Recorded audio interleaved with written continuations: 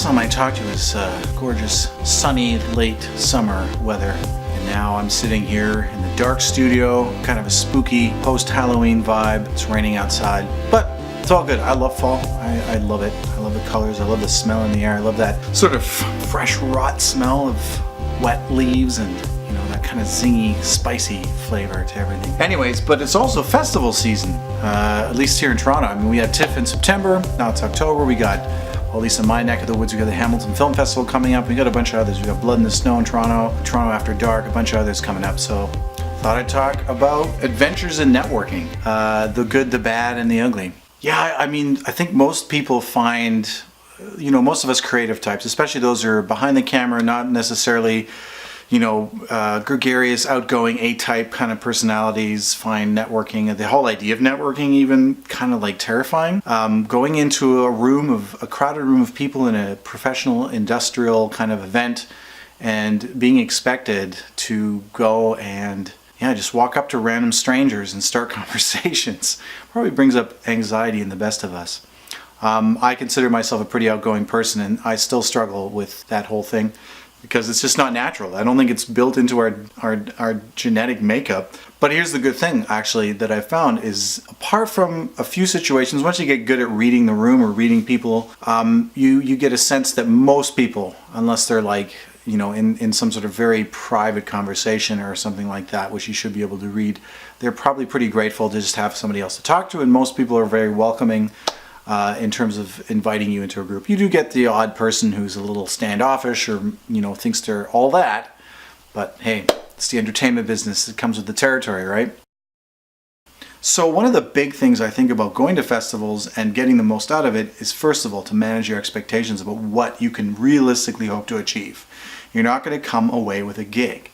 And I think one of the things that you can do to really poison the experience and screw up your ability to be a cool person to hang out with and to build real relationships is to have that kind of like anxiety about, I need to get this gig or I need to get more work. If you feel desperate, or if you come off as desperate in any way, that's going to just kill it for you. Guaranteed, that's going to be the number one fastest way to fail at festival networking or any kind of networking at all. Desperation. If you are needy or you come off as needy, you're dead in the water. So manage your expectations about what you're going to get out of it. Don't come off as needy or desperate. So what are you there to do? I think really what you should focus on is having great conversations, meeting interesting people, hopefully meeting new collaborators that you'll work with down the road, and just in general getting more into the whole industry and getting being in touch with that industry and just being in it. You want a seat on the bus. That's one of the main things. So what can you do to sort of help yourself in that regard without seeming needy or hunting for a gig? Be a great listener is probably the most important thing you can do.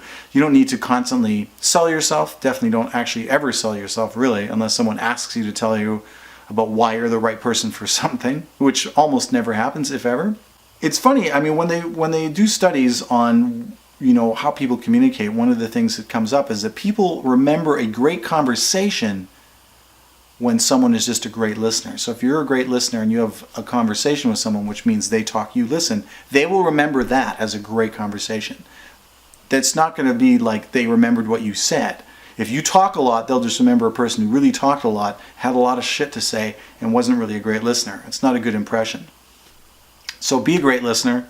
And I think one of the things you can do, and I mentioned this in one of my other vlogs, find a way that you can help people. If you can find a way to help somebody else and make that your mission, to sort of like connect someone to somebody else or find them the perfect whatever they're looking for, even if that's a great place to eat while they're in town, you're golden. Like you've given a gift to somebody, and just that act makes you feel great. And on the level of just being a great human being, that's a great way to operate, and it will pay dividends down the road for sure. In terms of business cards, this is a big one. I have lots of conversations about business cards. Definitely have a business card. Have a professional, awesome looking business card. My thing is always, it's better to get than give. You want to get a business card because that gives you the control over whether you'll actually make contact with this person afterwards, right? If you give out a business card and you don't get one, then it's up to them. And they'll, I would say 98% or 99% of the time, they're not going to reach out. Everyone gets busy, everyone gets overwhelmed. Do they really need that extra contact? You don't have control over it. If it's really something important to you, get that card. In terms of cards, there's a few kind of cool hints. One thing I've seen on cards that I like, and I do that for my own card now, is to have a photograph of yourself on it, because the photograph acts as a really cool way for people to visually remember the conversation, because we're more visual than we are good at remembering names. We'll remember a face right away. So if you put your face on the card, they're going to remember the conversation, they're going to get a more sense of who you were and who you are, and that's great for you. On the back of the card, or on some part of the card, it's nice to leave some white space, or some space where someone can write something, because an important thing for them and also for you is to write down a quick jot, little bullet points, what you guys talked about, anything about the project or about them as a person. They have kids, or they mentioned this, they mentioned that, so that you can recall that, so that it gives you a better picture and recall when you're thinking about it later and you reach out, and you can bring that up in an email, and it makes you seem like you really were paying attention, which hopefully you were.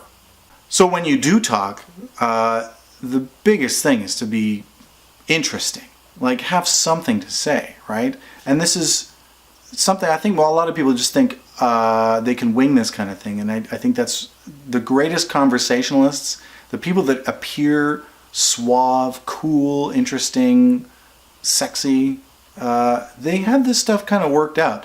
Either it's a natural gift, which is rare, or they actually do think about these things in advance. They have topics they can talk about. They have current events that they're up with. They know about what films are playing, and they've seen films, they've done things, they've lived a life that's interesting, or they're working on some sort of a cool project. So for yourself, you really want to have some talking points, so that if there's a lull in the conversation, or someone asks you a question about what you're doing, what you've done, it's not just like, okay, so what kind of music do you make? I do everything, I do a little bit of this, a little bit of that. This is a boring nothing answer that almost every composer gives, and it does not make you stand out. When people ask you what kind of music you make, you want to have a brilliant answer to this. Like really, this is probably one of the most important things you can do, is to have your elevator pitch about what kind of music you make. And I know you're going to say, it's super hard to talk about music and hard to put music into words. Yes, it is. I don't disagree. That notwithstanding, you got to do it, because what else are you going to do? You're not just going to suddenly go, oh yeah, in the middle of this conversation with 5 other people in a circle, I'm just going to rip out my earbuds and go here, listen to my music so you can understand who I am as an artist. Not going to happen. Not going to happen. So it doesn't have to be about the music itself. It can be about your process. It can be about an interesting project that you worked on and how you approached that and the kinds of conversations you had with a filmmaker. It can be the way that you solve problems for people. Like what kind of conversations do you have? What kind of challenges did you come up against, and how did you solve those problems? That's really interesting. People are really into that kind of stuff, and when you can talk in those terms as opposed to just do whatever, you'll get much further ahead, and that's going to be a big bonus to you, and makes you really stand out from the crowd, and people remember that. And when they're looking for a new collaborator, someone to work with in the future, they're going to think about that person that had a really interesting answer and was a great conversation at a film festival.